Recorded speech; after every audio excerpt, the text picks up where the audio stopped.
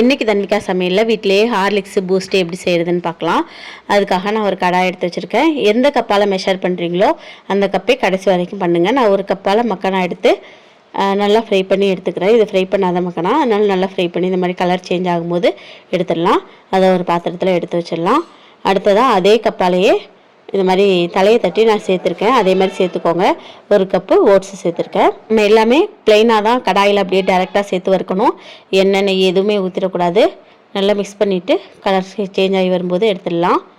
ரொம்ப டார்க் ஆகக்கூடாது, ஓரளவுக்கு கலர் மாதிரி வரும்போது எடுத்துக்கலாம். இப்போ அதே கடாயில் 1/4 கப் போல் நான் ஒரு கப்பு மக்கானா எடுத்துருந்தேன். அதுக்கு 1/4 கப்பு பாதாம் சேர்த்து அதுவும் நல்லா ஃப்ரை ஆகி வரும்போது எடுத்துடலாம். அடுத்ததாக வால்நட் சேர்த்துருக்கேன். இதையும் நல்லா ஃப்ரை பண்ணி எடுத்துக்கலாம். கலர் சேஞ்ச் ஆகி வரும்போது எடுத்துடலாம். இதே மாதிரியே 1/4 கப்பு பிஸ்தா சேர்த்து நல்லா வறுத்துடலாம். இதை எடுத்து வச்சுட்டு அதே மாதிரி 1/4 கப்பு போல் முந்திரி சேர்த்துக்கலாம்.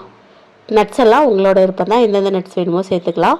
அளவுக்கு அதிகமாகவும் நட்ஸு சேர்க்கக்கூடாது. நட்ஸு சேர்க்கும்போது எண்ணெய் பிரிஞ்சு வரும், அதை அரைச்சி எடுக்கும்போது. அதனால் கொஞ்சமாக நட்ஸு சேர்த்துக்கோங்க. சேர்த்துட்டு இப்போ இது எல்லாத்தையுமே மிக்ஸி ஜாரில் சேர்த்துடலாம். இப்போ ஓட்ஸ் மக்கானாவும் மிக்ஸி ஜாரில் சேர்த்து நல்லா ஃபைன் பவுடராக அரைச்சி எடுத்துக்கிறேன். இதை அரைச்சிட்டு ஒரு பிளேட்டில் மாற்றிடலாம். அடுத்ததாக இதே மிக்ஸி ஜாரில் நட்ஸ் எல்லாத்தையும் சேர்த்துக்கிறேன். சேர்த்து இதையும் நல்லா அரைச்சி எடுத்துக்கலாம். சில பேர் பாதாமை சுடு தண்ணியில் போட்டு எடுத்துட்டு அப்புறமா கூட வறுத்து சேர்த்துக்கிறாங்க. நான் தோலோடையும் சேர்த்துக்கிறேன். நீங்கள் அந்த மாதிரி சேர்க்கணுன்னாலும் தோலை உரிச்சிட்டு சேர்த்துக்கலாம். இப்போ எல்லாத்தையும் ஒன்றா கலந்துட்டேன். இப்போ நல்லா மிக்ஸ் பண்ணி விட்டுட்டு அதுக்கு பிறகு கட்டி இல்லாமல் உடச்சிக்கோங்க. கையால் கூட உடச்சி எடுத்துகிட்டு சளிச்சு எடுத்துக்கலாம். அந்த மாதிரி சளிச்சிட்டு மீதம் இருக்கிற அந்த தூள் இருக்குது பாருங்கள், அதையும் மிக்ஸியில் ஓட்டிட்டு திரும்ப இந்த மாதிரி ஃபில்ட்ரு பண்ணிங்கன்னா நல்லா ஃபைன் பவுடராக கிடைக்கும். இந்த அளவுக்கு போதும் ஹார்லிக்ஸுக்கு. ஹார்லிக்ஸில் நான் சுகரு நாட்டு சர்க்கரை எதுவுமே சேர்க்கலை. இதை அப்படியே எடுத்து வச்சிடலாம். அம்மாவுக்கு சுகர் இருக்குது, அதனால சுகர் சேர்க்காமல் எடுத்து வச்சுருக்கேன். அதே பூஸ்ட்டுக்காக நம்ம 1/4 கப் போல் கொக்கோ பவுடர், 1/4 கப்பு நாட்டு சர்க்கரை சேர்த்துடலாம். சேர்த்து நல்லா கலந்து விட்டுட்டு இப்போ இதை சளிச்சு எடுத்துக்கோங்க. சளிச்சுட்டு நல்ல பவுடராக கிடைக்கும்.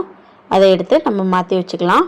மீதம் இருக்கிறதையும் குறைன்னு இருந்ததுன்னா இன்னொரு தடவை ஓட்டி எடுத்துக்கோங்க. இல்லைன்னா லட்டு மாதிரி செஞ்சு குழந்தைங்களுக்கு கொடுத்துருங்க. இதை பாருங்கள், பூஸ்ட்டு, இது ஹார்லிக்ஸு சூப்பராக ரெடி ஆகிடுச்சு. சுகர் இருக்குன்னா நீங்கள் சுகரு நாட்டு சர்க்கரை எதுவுமே சேர்க்காம ப்ளெயின் ஹார்லிக்ஸ் மட்டுமே சேர்த்து கொடுக்கலாம், ரொம்ப நல்லது.